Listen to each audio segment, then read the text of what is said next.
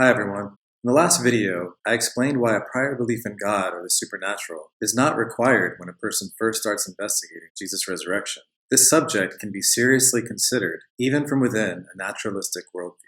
However, now that the first obstacle has been removed, we're immediately faced with a second obstacle, and I want you to picture it as a giant stone wall, because for many people, this is what it's like. With this giant stone wall of probability looming overhead, many people have accepted that whatever positive evidence for Jesus' resurrection awaits on the other side, this huge wall prevents us from taking it seriously. We're now talking about the probabilistic argument against the resurrection of Jesus. This is one of the most popular and effective challenges to the resurrection of Jesus in society and in universities. The argument has been around for a long time and has significantly influenced how the academic discipline of history treats this subject. It has become even more popular, having new life breathed into it as a result of Professor Bart Ehrman including this argument in his textbooks about early Christianity, as he attempts to give students a lesson in historical theory and method. One of the most famous names associated with this argument is that of 18th century philosopher David Hume, whose image is still stamped on our universities 3 centuries later. When you read what Bart Ehrman writes concerning this subject, he is basically drawing his historical theory and method, as it pertains to quote-unquote miracles, straight from David Hume.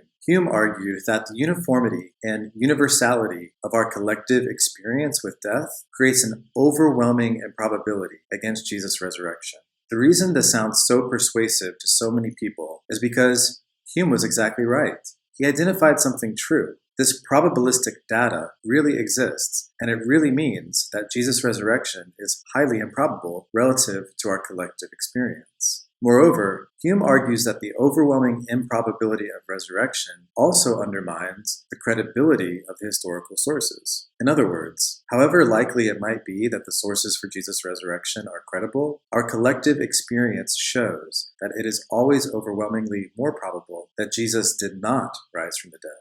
This is based on stronger evidence than testimony, he claims, since after all, we see and experience that resurrection doesn't happen.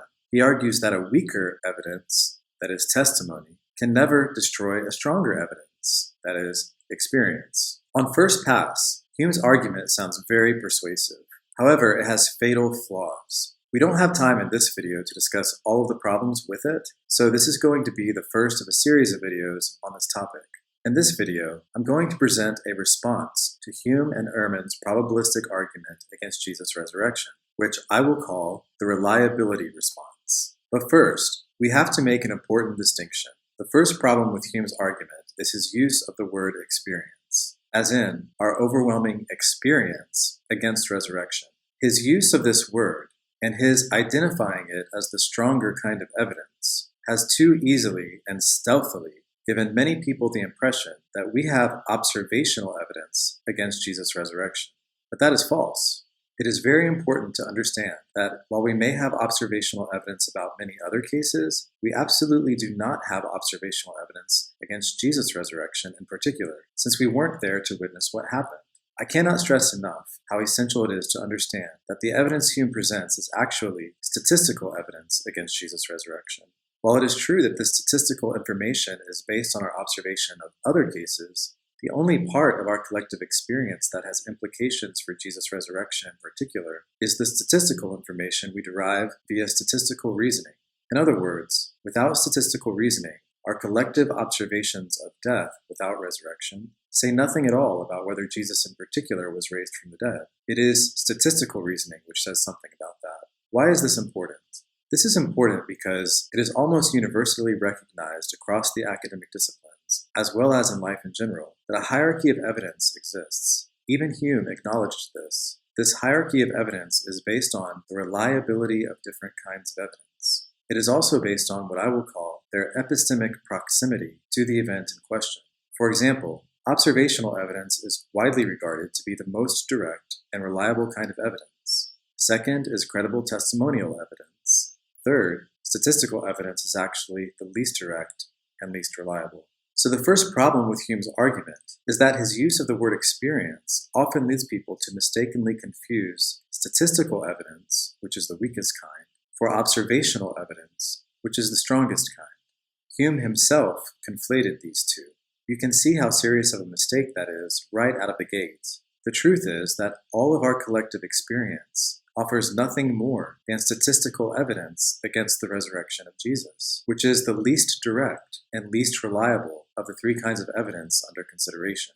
Even Hume agreed that rationality requires us to give preference to the more reliable kind of evidence when it is available. And indeed, it is for this reason that researchers in a wide variety of academic disciplines must regularly update their statistical models. As new and more reliable evidence comes in, statistical models are shown to be incorrect and need to be updated. In science, this means we should give preference to observation over statistics. In history, this means we should give preference to credible testimony over statistics. As it pertains to the subject we've been considering, this means we should give preference to credible testimony of Jesus' resurrection over statistical data that is based on other cases rather than the case at hand.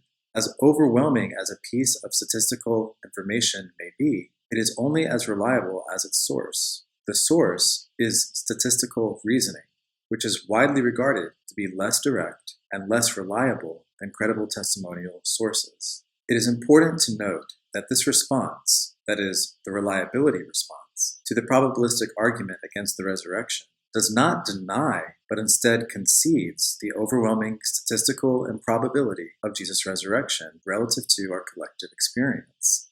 However, it states that this information is less reliable than the credible historical sources and testimony about Jesus' resurrection, and therefore preference should be given to the historical sources and their testimony.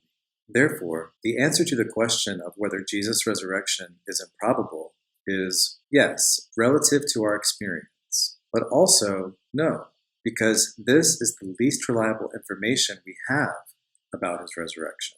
Now, you might be thinking, along with David Hume and Bart Ehrman, but the problem is precisely that the credibility of the historical sources is undermined by our statistical information. That is a very natural thing to think, and I myself wrestled back and forth with this claim. However, in the next video, I will explain why this too is false. In order to do that, I will be moving on from the reliability response to a second response that I will call the relevance response.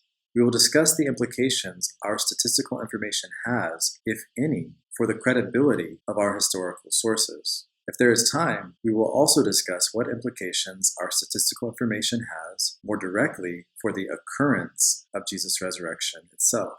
If you find value in these videos, then please help us by clicking the like button. Also, please subscribe and share with others. See you in the next video.